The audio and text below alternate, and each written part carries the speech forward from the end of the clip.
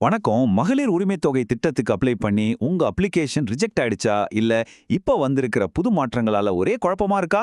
கவலைப்படாதீங்க. தமிழ்நாட்டோட இந்த முக்கியமான திட்டத்துல வந்திருக்கிற லேட்டஸ்ட் அப்டேட்ஸ் பத்தி தான் நாம இன்னைக்கு பார்க்க போறோம். குறிப்பா மேல்முறையீடு செய்ய வந்திருக்கிற ஒரு புது சான்ஸ பத்தி விரிவா பேசலாம்.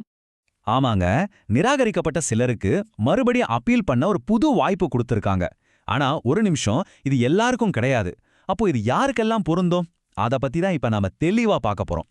சரி, இந்த புது மாற்றங்களை புரிஞ்சுக்கிறதுக்கு முன்னாடி ஃபர்ஸ்ட் இந்த கலைஞர் மகளிர் உரிமைத் தொகை திட்டம்னா என்னன்னு ஒரு சின்ன ரீகேப் பார்த்துடலாம்.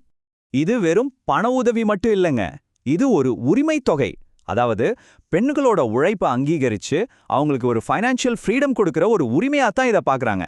இதுதான் இந்த திட்டத்தோட முக்கியமான நோக்கமே. மாசம் மாசம் தகுதி இருக்கிற ஒவ்வொருத்தருக்கும் 1000 ரூபாய் நேரா அவங்க பேங்க் அக்கவுண்ட்டுக்கே வந்துடும். இடையில எந்த இடைத்தரகரும் கிடையாது. இந்த திட்டத்தோட அளவை கொஞ்சம் யோசிச்சு பாருங்க. இது ஏதோ 1000 லட்சம் பேருக்கு இல்ல. அரசாங்கத்தோட கணக்குப்படியே கிட்டத்தட்ட 1,30,00,000 பெண்கள், அதாவது 13 மில்லியன் பேர் ஒவ்வொரு மாசமும் இதனால பயனடைறாங்க. இது எவ்வளோ பெரிய மக்கள் நல திட்டம் பாருங்க. சரி, இவ்ளோ பெரிய ஸ்கீம்ல எல்லாருக்கும் பணம் கிடைச்சிடுச்சான்னு கேட்டா இல்ல. சில அப்ளிகேஷன்ஸ் ரிஜெக்ட் ஆயிருக்கு. ஆனா அவங்கள சிலருக்கு இப்போ செகண்ட் சான்ஸ் கிடைச்சிருக்கு. அது யாருக்கு எப்படின்னு டீட்டெயிலா பார்க்கலாம். நிறைய பேர்கிட்ட இருந்து வர ஒரு கேள்வி என்னன்னா, நான் இன்கம் டாக்ஸ் கட்டுறேன்னு சொல்லி ரிஜெக்ட் பண்ணிட்டாங்க. ஆனா நான் அந்த கேம்பை மிஸ் பண்ணிட்டேன். இப்போ என்ன பண்றது?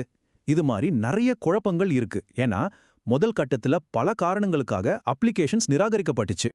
இங்க தான் நீங்க ஒரு முக்கியமான விஷயத்தை நோட் பண்ணணும். இந்த புது ஆன்லைன் அப்பீல் சான்ஸ் எல்லாருக்கும் கிடையாது. ரீசெண்டா நடந்த உங்களுடன் ஸ்டாலின் கேம்ப்ல அப்ளை பண்ணி ரிஜெக்ட் ஆனவங்களுக்கு மட்டும்தான் இந்த வாய்ப்பு.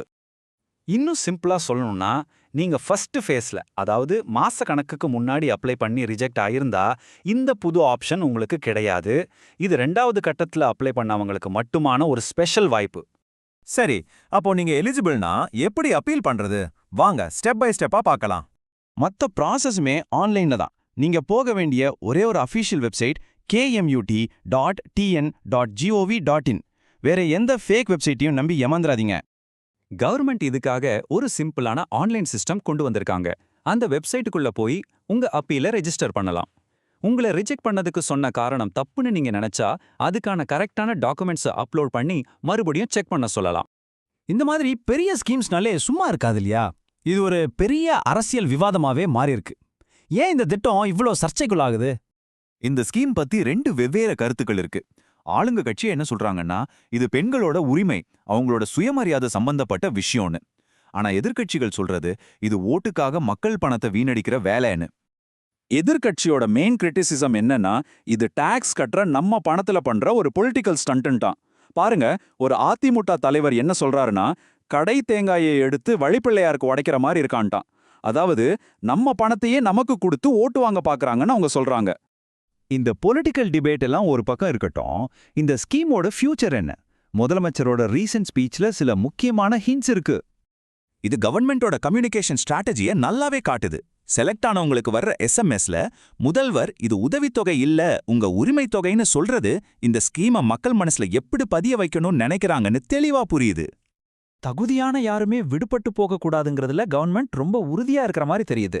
இதுக்கு என்ன அர்த்தம்னா, ஒருவேளை நீங்க இந்த 2 சான்ஸையும் மிஸ் பண்ணியிருந்தா கூட ஃபியூச்சர்ல புதுசா கேம்ப் நடத்த வாய்ப்பு இருக்கு. கடைசியா ஒரு முக்கியமான ஹிண்ட்.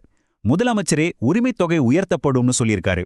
அப்போ எலெக்ஷனுக்கு முன்னாடி இந்த 1000 ரூபாய் 1500 இல்ல 2000 மாறுமா? இது உண்மையிலேயே ஒரு மக்கள் நல திட்டமா இல்ல ஒரு பொலிட்டிக்கல் மாஸ்டர் ஸ்ட்ரோக்கா?